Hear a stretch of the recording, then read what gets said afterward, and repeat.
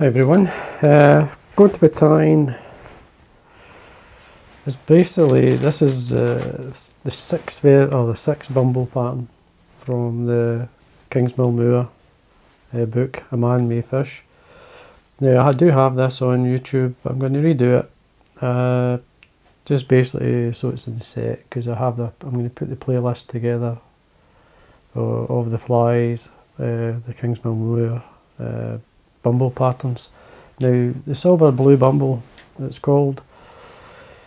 Now it's a nice pattern, it really is. I have dyed this one a few times. I've had plenty of fish on it, especially sea trout. It's a great sea trout fly, but it'll be heavy or lightly dressed up in both ways. You'll see it's a good colour. Now I'm going to be tying it with uni thread in red. It suits the fly. It makes it even better for sea trout, but it makes it very good for trout as well. So good for salmon. It's a good salmon fly. I think one of the I got a nice wee grouse on it. One of the first times I fished it, I was fishing for sea trout, and I had this in the dropper, and I took a 6 pound grouse on it. So it was great fun. I remember it well. Just a fresh fish off the sea in a nice fast run, and it just great fight, especially when it was on the dropper as well. So anyway, wax the thread, start at the eye of the hook. Now on the way down, I'm just going to actually tie on a piece of wire. So there's a couple of ways you could actually tie this fly, but the way I'm doing it is just it makes it easier. You can rub the fly with the body material, which is an oval tinsel. You can rub it up through, but I'm going to rub it and hold the hackles with the wire. So this is a small silver wire. Wind down, I'm going to tie the tail on at this point, and I'm doing golden pheasant crest. Like I've been tying, I'm going to double up on the crest to make it a wee bit heavier. You can make it as thin or as heavy as you like. There's 2 feathers here. All I'm doing is going to line up the ends. Same lined up. Tail length, you're looking body length. Just tie it on the top. Just check the length. It's fine. Trim at the length of the body there. Now I'm using a Lagerton tinsel, oval tinsel, this one. It's basically a flat, well it says oval, but it's quite flat as oval goes. It's just kind of woven tinsel. It's a really nice strong stuff. I've got a length here on my desk, so catch it on.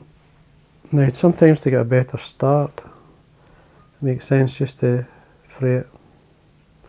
So if you fray it, I'm going to go back a turn, catch it right in at that point, catching both the inner core and, I'll actually come out a wee bit, the inner core and the tinsel obviously.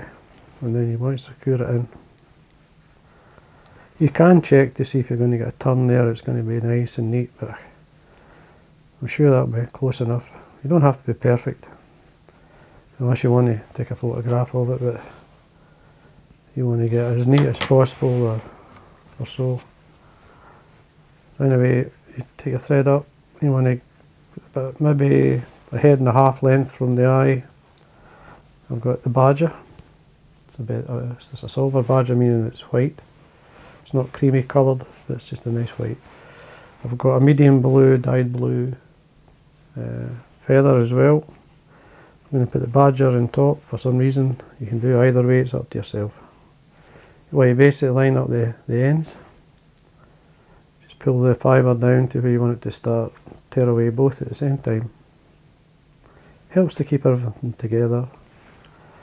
It's important that you wax your thread. Now, before I do that, before I tie that in, I've got to do the body. Getting carried away. Now you'll see the first turn, because I actually reduced it or taken away the core or the tinsel from the core, it starts a wee bit better. And basically you want touch and turns the tinsel all the way up, and you have to have a smooth body for this. As I say, but a head and no more than 2 head lengths away from the eye.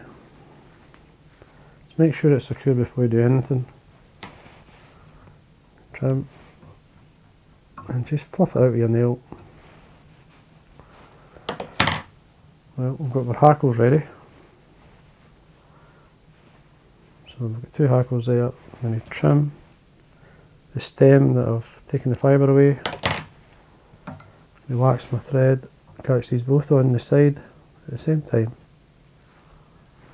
Just make sure you've got a nice base of thread down there, everything's tidy, and these are tied in.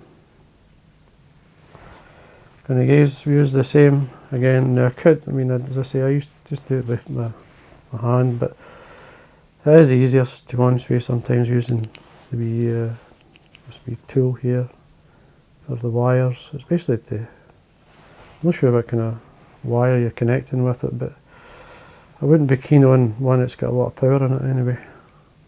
So we do a turn and a half or so at the top. We wind down. It's 2. And when you start the wire at the back with a turn, I like always to do a turn at the back. Come up with this, basically the third turning away, going into the 4th. We can then catch these in, just lay the hackles on the top. Just work your way up through. A nice straight turn at the top here, catch it on. Anything going forward, just draw it back, and just make sure that you've got enough thread turns in there so you can bend and break away the wire. There we are. Again, we want to watch the thread. Might trim this away, lift it up, trim. By using the wire, obviously you're protecting it. Now you can reduce the dressing in this if you want. Now we're looking for a nice teal feather. A nice wee one. Sit and go through the packet and look these up. So I would sit and gather up all the sort of small sizes that maybe suit it, and then sit and tie a few. I'm going to be tying 4 of these, so again just just draw back the fibre to get the tip, trim it so you can catch it on.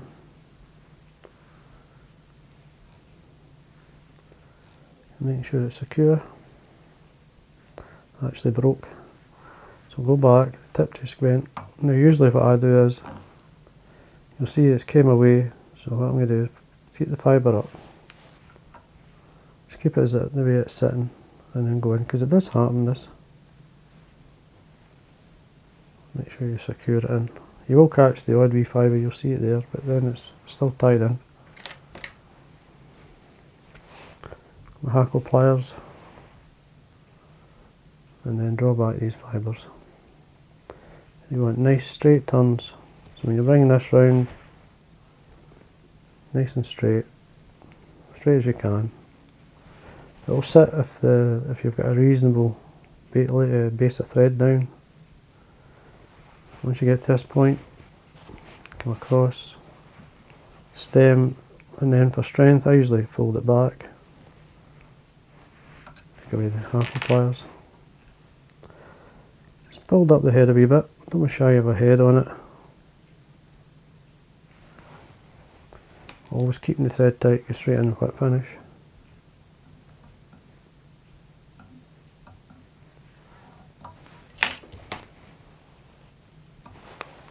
I don't know if this will break off. There you go.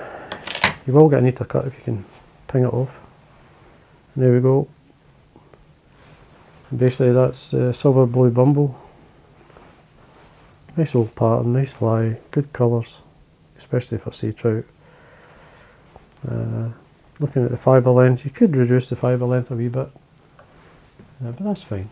That'll swim well. That's what it's meant to be. It's a palmer. It's got a lot of movement in it.